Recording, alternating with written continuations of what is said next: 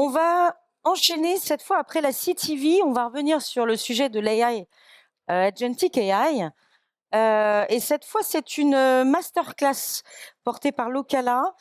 Et si vos stratégies médias apprenaient seules la nouvelle ère du média, du planning média agentic, c'est une masterclass portée par Michael Colson, Chief Product and Technology Officer chez Locala. Allez, on l'applaudit très fort. Bienvenue à vous.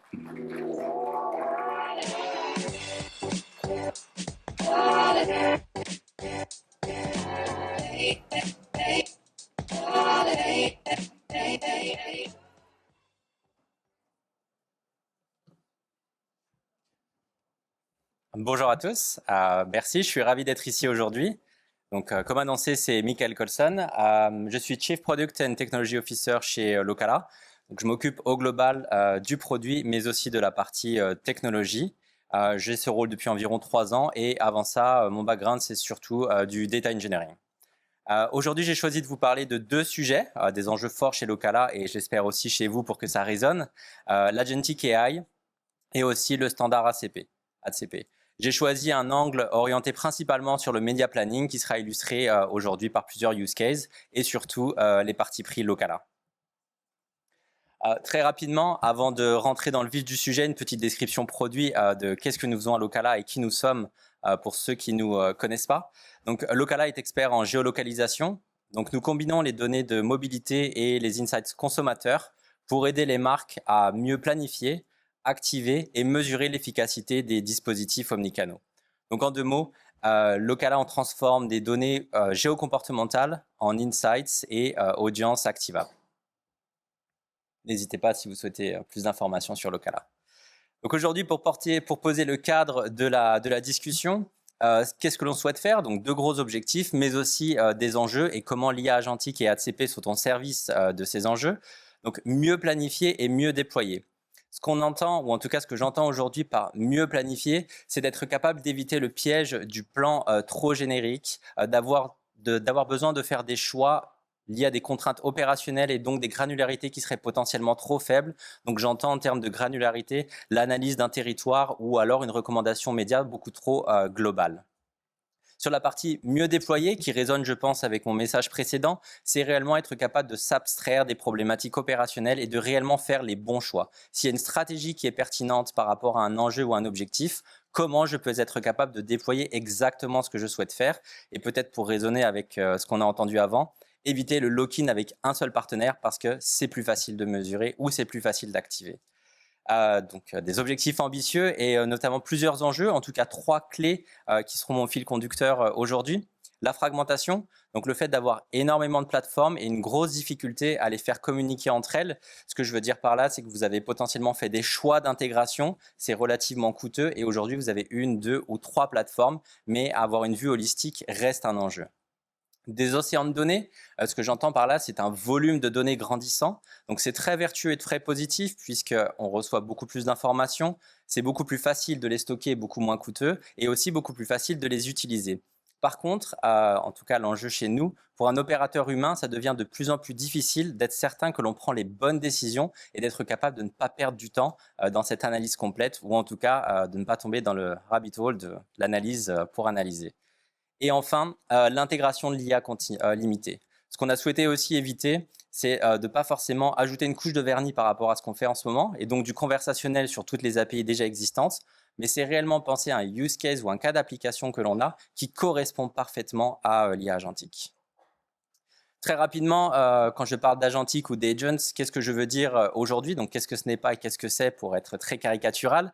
Je ne vais pas du tout parler de scripting ou d'automatisation, de forecasting ou ce genre de choses. Tout ça, c'est vraiment l'univers de l'IA, je pense que tout le monde connaît. Et un message clé que je fais passer dans mes équipes aujourd'hui, c'est aussi éviter le type de use case qui nécessite de la standardisation. L'IA agentique est là pour nous aider, ou en tout cas nous permettre de sortir de certains carcans et de pouvoir aller beaucoup plus loin. Donc, qu'est-ce que c'est? C'est réellement des systèmes autonomes, donc je vais parler de réseau d'agents par la suite, des systèmes qui sont capables de raisonner et donc prendre des décisions. Ce qui va compter ici, c'est d'être capable de donner la bonne information à un agent, donc avec un prompt relativement efficace, et aussi de lui fournir des données qualitatives. Donc, planning média agentique, vous l'avez probablement vu dans le titre. Donc, à quoi fait-on référence aujourd'hui? En tout cas, le parti pris de Locala. On s'est retrouvé confronté à deux de ces enjeux que j'ai notés ici, notamment le côté océan de données. Historiquement, donc pour ceux qui ne nous connaissent pas, nous sommes vraiment très liés à la partie offline. Notre objectif, c'est utiliser des données de mobilité pour comprendre la consumer journey offline, signifiant qu'est-ce qui se passe à l'intérieur d'un point de vente, comment des consommateurs agissent et comment on peut donc envoyer le bon message à la bonne personne à ce moment-là.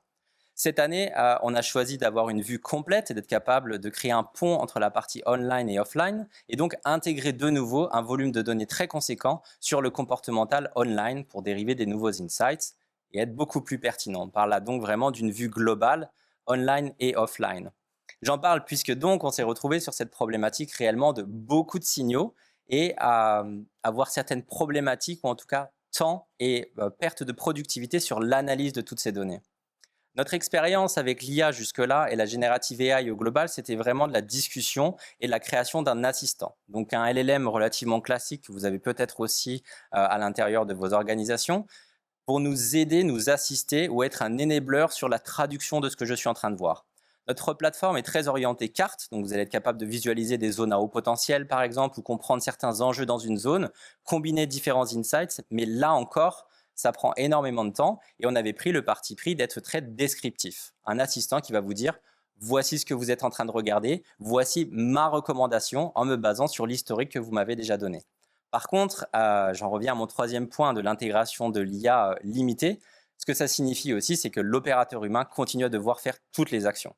Il doit lire, digérer les informations qui sont envoyées par le LLM et ensuite lui-même prendre ses propres décisions. Donc, je dirais momentum parfait pour nous en termes d'enjeux, mais aussi technologiques, puisque l'IA agentique est énormément démocratisée et ça devient de plus en plus facile de créer ces réseaux d'agents. Donc, c'est pour ça qu'on a sauté le pas. Qu'est-ce que ça nous permet de faire aujourd'hui que ça ne nous permettait pas forcément de faire par le passé, ou en tout cas avec un coût en productivité intense? C'est soutenir des stratégies complexes.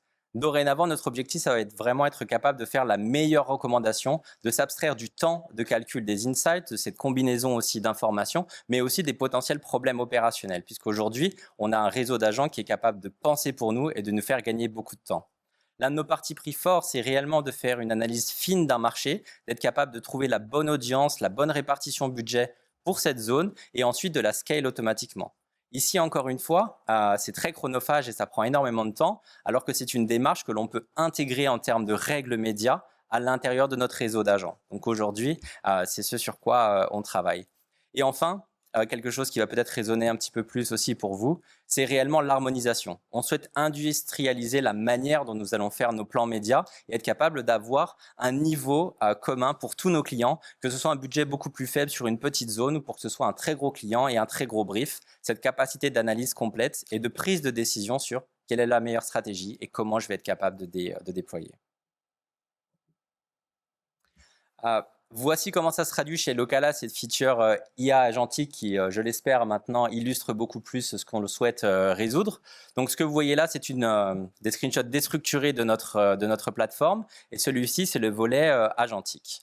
Donc, votre point d'entrée, tout comme vous l'auriez probablement sur un chat GPT, ça va être tout simplement du texte. Donc, vous allez taper votre prompt qui serait l'équivalent dans cet exemple de votre brief, de ce que vous souhaitez faire et vous souhaitez accomplir.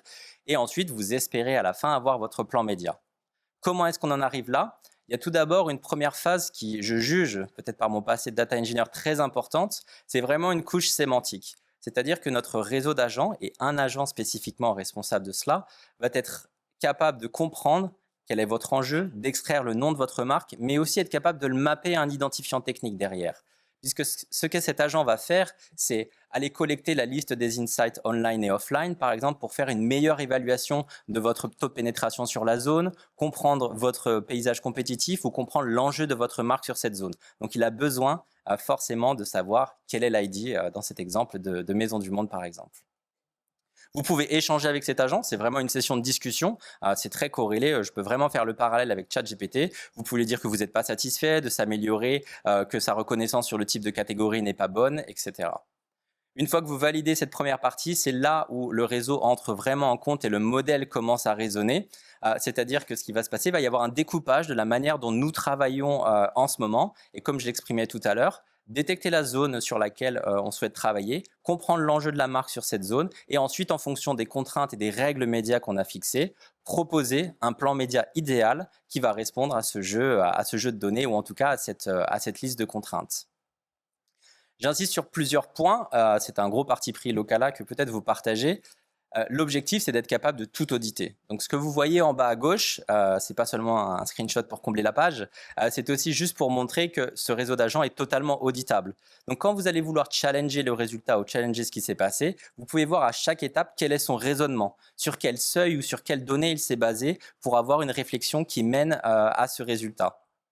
Et enfin, encore une fois, à la fin, lorsque la stratégie est créée, vous avez une forme de plan média qui est ici disponible. Vous avez aussi la rationnelle et la capacité de plonger à l'intérieur de la plateforme pour visualiser comment l'agent a observé ces données et si vous êtes d'accord avec ces résultats. Donc un gain selon nous plutôt colossal puisque le but c'est pas du tout de remplacer les humains, en tout cas c'est pas du tout l'objectif, c'est d'améliorer la productivité et d'être un réel enabler. Je vais beaucoup plus vite sur des tâches fastidieuses et je pense que c'est vraiment l'avènement de l'IA ici. J'ai passé ces 10 dernières minutes à parler principalement des deux derniers use cases, des deux derniers enjeux, pardon. J'ai pas du tout adressé la partie fragmentation, donc c'est-à-dire qu'ici, vous pourriez peut-être vous dire c'est génial, mais c'est encore une nouvelle plateforme et encore une énième plateforme que je dois onboarder. C'est pour ça que chez Locala, on a fait le pari aujourd'hui de AdCP. On était présent au lancement d'AdCP et on s'est intégré à ce standard directement. Et le mot-clé sur lequel j'aimerais mettre l'accent ici, c'est vraiment l'interopérabilité. Donc c'est simplement un gros mot pour dire qu'on souhaite minimiser la fragmentation et on veut vraiment un langage commun entre les plateformes. Je veux être capable de dire à quelqu'un, si vous vous êtes déjà intégré en AdCP avec un partenaire, vous pouvez aussi intégrer tous les insights de Locala et vous pouvez nous utiliser dans vos recommandations médias. Donc, concrètement, si comme nous, vous sautez le pas et vous décidez d'intégrer le standard AdCP, qu'est-ce qui va se passer et qu'est-ce qui pourrait changer de mon point de vue? Vous avez ici une image de ce qu'on a réalisé au lancement. Donc, on s'est beaucoup concentré sur la partie Signals Agent. Donc, ça signifie toute la partie avant la campagne, la partie Analytics, déclaration d'audience ou en tout cas récupération d'audience. Par rapport à ce que j'illustrais avant, la création d'un plan média, c'est une opération très complexe. L'identification d'une cible et être capable de connaître son reach ou autre, c'est un sous-workflow à l'intérieur de ce workflow. Et AdCP nous permet ici notamment de consulter Locala, donc la société pour laquelle je travaille. Vous pouvez donc nous interroger et comprendre quel type d'audience on pourrait avoir à disposition, mais aussi n'importe quel autre partenaire avec lesquels vous travaillez déjà. Et le langage sera commun, c'est-à-dire c'est une réalité. Vous tapez ce prompt-là, il est complètement conversationnel, donc il est libre, et vous allez être capable d'avoir une réponse adaptée pour vous. Ce que j'entends par une réponse adaptée et pourquoi AdCP c'est différent, et ce n'est pas juste un prompt, c'est que la réponse sera standardisée, mais aussi elle sera surtout activable. Donc ce que j'entends par standardisé, ici c'est un exemple de Signals Agent, donc vous avez un gros focus sur l'audience, mais il faut le voir pour tout l'ensemble de la chaîne. Vous allez avoir notamment à minima le reach, le CPM, une rationnelle qui décrit globalement comment vous êtes capable de créer cette audience pour peut-être vous rassurer en tant qu'acheteur. Le type de stratégie que nous, on recommande, tout ça, c'est du custom, mais surtout, sur quelle plateforme vous allez être capable d'être publié. Et là encore, je pense réellement que ça réduit cette fragmentation et c'est un pari que l'on fait. Vous pouvez décider d'activer comme vous le souhaitez, puisque chaque intégration AdCP n'est pas juste de la consultation ou de l'exploration, c'est réellement de l'activation. J'ai brossé surtout la partie Signals Agent puisque c'est celle sur laquelle nous avons travaillé le plus. Mais il faut savoir que AdCP, c'est beaucoup plus que ça. Donc, c'est un standard, juste au cas où techniquement ça vous intéresse. MCP, c'est un protocole de communication agentique. Donc, vous allez être capable de communiquer techniquement en conversationnel. AdCP, c'est la couche de standardisation dédiée à l'advertising par-dessus ce protocole. Vous pouvez donc faire beaucoup plus que juste, entre guillemets, des audiences. Vous pouvez récupérer des signaux différents pour l'analytics. Vous pouvez aussi déclarer vos assets typiquement créatifs. Et vous pouvez aussi même imaginer booker des campagnes dans le futur directement auprès de tous vos partenaires. Et donc éviter cette vision de si je souhaite être performant et pertinent, j'ai besoin d'être dans un écosystème fermé. En tout cas, personnellement, d'un point de vue produit, je considère que ça nous ouvre des portes de réfléchir à des écosystèmes beaucoup plus ouverts. On est en train d'arriver sur la conclusion. J'espère donc que je vous ai convaincu ici à minima de la complémentarité qu'il existe entre l'IA agentique et AdCP. La manière dont on le conçoit, encore une fois, c'est une très forte collaboration entre l'humain et l'IA. Donc l'agentique ne sera que au service de choses qu'on connaît déjà. Quel est mon objectif? Comment est-ce que je vais faire mon ciblage? Qui je dois recommander? Quel type de message? Des choses que l'on connaît déjà, qui sont déjà d'actualité, mais qui vont être augmentées grâce à l'agentique. Et AdCP, de mon point de vue, il faut vraiment le voir comme ce langage universel. Donc, comment je vais rendre réel sans friction ce que je suis en train d'essayer de créer? Comment vraiment je réduis cette fragmentation et comment je gagne surtout énormément de temps? J'ai pas beaucoup stressé ce phénomène-là juste avant, mais tout est conversationnel. Donc, pas besoin de se connecter à une plateforme, pas besoin d'envoyer un email. Vous êtes capable de tout auditer en même temps. Et on approche de ma vraie conclusion.